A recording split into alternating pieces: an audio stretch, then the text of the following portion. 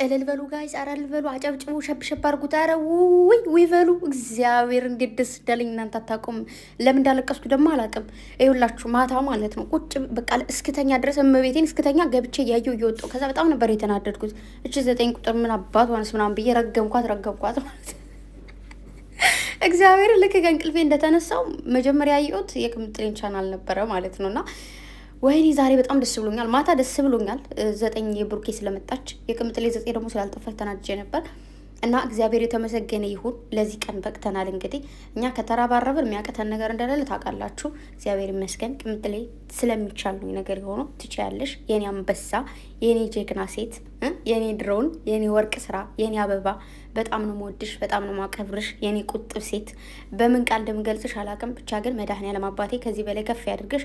ትልቅ ደረጃ ላይ ደርሰሽ በቢሊየን ሚሊየን ሳይሆን በቢሊየን ገና ወጠሽ ማየት ፈልጋለሁ። ደግሞ ይሆናል። ትችያለሽ ስለሚቻል ማለት ነው የኔ አንበሳ፣ የኔ ጀግና ስለሚቻል አንቺ ጀግና ስለሆንሽ ማለት ነው ምንም ነገር ሊገድብሽና ሊያስቆምሽ ስለማይችል እና ደግሞ ጀግና ባል ከጎንሽ ስላለ እግዚአብሔርን ከጀግና ሰው ጎን ጀግና ሰው ሲኖር ስለሚቻል ማለት ነው። አይደለም ጀግና ሰው ከጀግና ጎን ቆሞ ቀርቶ ማንም ሰው ካጠገብሽ ሆኖ ሰነፍ ቢሆን ካጠገብሽ አለው ካለሽ በቂ ነው ማለት ነው። እና ደግሞ አንቺ ስለምትቺ ከዚህ በላይ ከፍ ትላላችሁ የኔ ውዶች። በጣም ነው የምወዳችሁ፣ በጣም ነው የማከብራችሁ። እግዚአብሔር ከዚህ በላይ ከፍታችሁን ያሳየን። ለቁም ነገር ብቁልኝ ከዚህ በላይ ማለት ነው። ይሄ አሁን 300 እየተባለው በቃ ለሁሉ ነገር ለምትፈልጉት ነገር ሁሉ ኦፕን ይሁንላችሁ። የፈለግሽው አላማሽ ፍላጎትሽን ሁሉ ያሳካልሽ።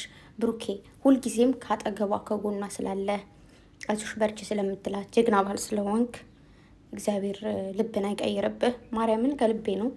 ምክንያቱም ምን አለ መሰላችሁ በጣም ብዙ ሴት እህቶቻችን የሆነ ቦታ ላይ ወጥተው መስራት ፈልገው ምናምን ፓወር ኑሯቸው ግን የሆነ ሰው አብሯቸው ይሆንና ከዛ ልባቸውን ሰብሮት ቅስማቸውን ሰብሮት አቅማቸውን አሳጥቷቸው ከህይወታቸው ይወጣል።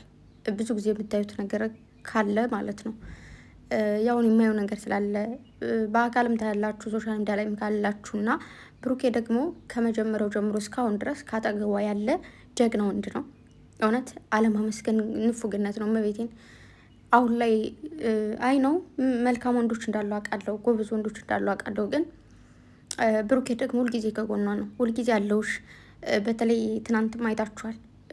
ምንም ነገር ቢሆን በቃ ከሷ የሚበልጥ ነገር እንደሌለ ሁልጊዜም ቅድሚያ ለሷ እንደሚሰጥ አሳየናል። እና ካሜራ ላይ እንደዚህ ሆነ፣ ካሜራ ላይ ጀርባም ደግሞ ከዛ በላይ እንደሚሆንላት አልጠራጠርም። ብቻ እግዚአብሔር አምላክ አይለያችሁ፣ ክፉን ያርቅላችሁ፣ እናንተን በክፉ ሚያችሁን ከእናንተ ያርቅላችሁ፣ መልካሙን ያቀርብላችሁ ማለት ነው ፈልገው። ቅምጥሌ ደግሞ ትናንት ምን ብለዋለች?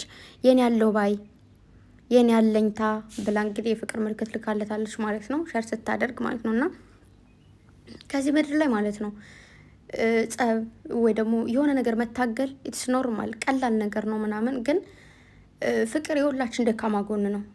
በፍቅር ስትያዙ ወይ ደግሞ ፍቅር ሲኖራችሁ ፓወር ይኖራችኋል ምናምን። ከዛ ደግሞ በፍቅር ሲመጣባችሁ ደግሞ ማንም ይሁን የትኛውም ጀግና ነኝ አንበሳ ነኝ ያለ ሰውም አቅሙ ይደክማል። እና ብሩኬ ፓወር ያላት ሴት ነች። ቅምጥሌ በጣም ጎበዝ ልጅ ነች። ጎበዝ ማለት ነው በጣም ጎበዝ የሚባለው ቃል የማንሳት ሴት ነች።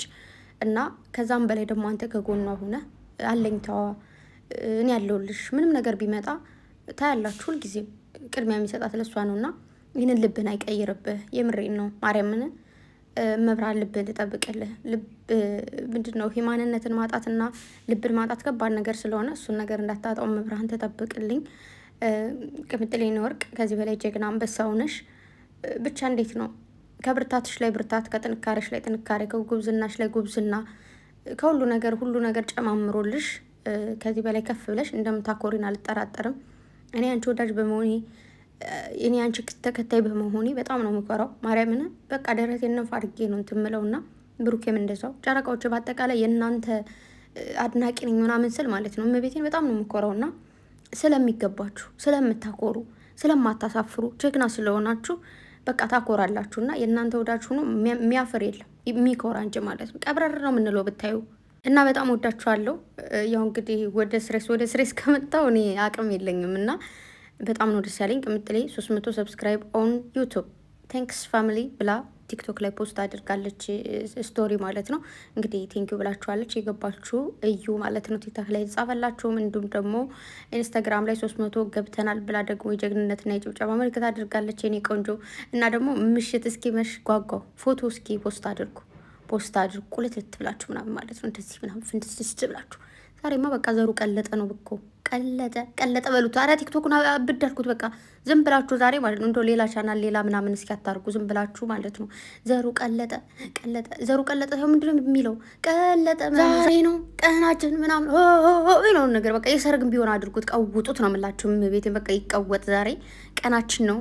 ብቻ ላይ እያንዳንዱ ነገር እግዚአብሔር የተመሰገነ ይሁን። የኔ አበባዎች፣ የኔ ወርቆች፣ የነገ ፍሬዎች የዛሬም ፍሬዎች ናችሁ። ነገ ከነገ በኋላ ደግሞ ትልቅ ደረጃ ላይ ከዚህ በላይ ደርሳችሁ ወይኔ እኛ እኮ እነሱ አድናቂ በመሆናችሁ ምናምን ብለን ከዚህ በላይ ደግሞ እንድንኮራ ቀብረር እንድንል ደግሞ እግዚአብሔር ይፍቀድልን።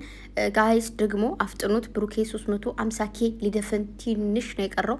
1000 ሰዎች አትሞሉም የቀራችሁት ማለት ነው። ብሩኬ ደግሞ ዛሬ ማታ ቢገባ ምን ይመስላችኋል? እግዚአብሔርን ዛሬ ማታ አይ ቲንክ ምንድነው ቪዲዮ የሚለቀቀው በብሩኬ ነው ሊሆን የሚችለው።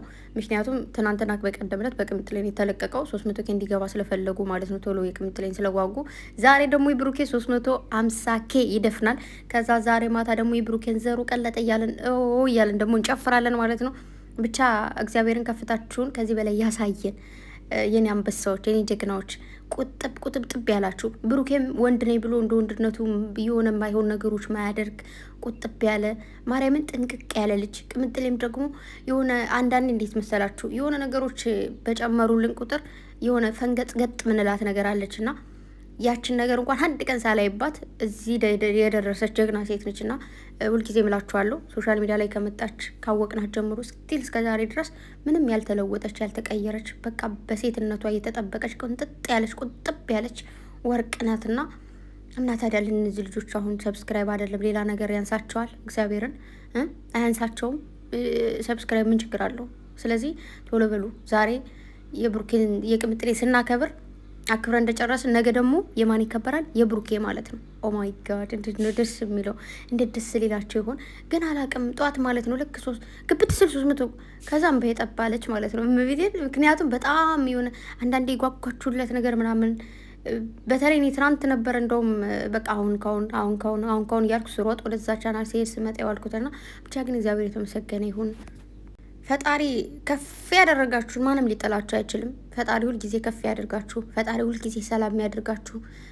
ምላሳምን ምንድነው የሚባለው? ከሴት ምላሳም ከወንድ ቦክሳም ጠብቀኝ ትላለች። ጧጧት ከቤት ልትወጣ ስትል እንደዛ ነው የምትለው። እና እኔ የምለው የሴት ቦክሰኛ የለችም እንዴ ምናምን እላታለሁ። ከዛ ትናደዳለች ማለት ነው። እና ከእንደዚህ አይነት ነገርም እግዚአብሔር ጠብቃችሁ። ምንድነው የሚባለው?